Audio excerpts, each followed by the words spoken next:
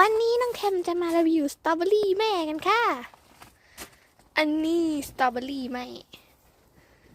นี่มันยังไม่สุกดีเลย มันมีลูกหนึ่งกำลังจะสุกแล้วลูกใหญ่มาก ว้าวสตรอเบอรี่น่ากินมากรอให้มันสุกก่อนนะคะมีกี่ต้นแล้ว1 2 3 4 5 6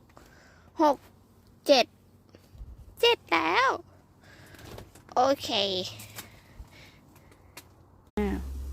น้องแคมทำอะไรคะลูกรดน้ำสตรอเบอรี่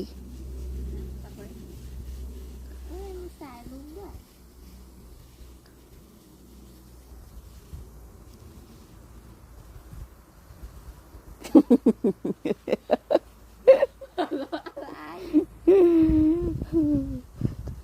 จะได้กินไหมเนาะสตรอเบอรี่นี่ไม่คือแบบร่นอยู่นี่มา1 ชั่วโมงแล้ว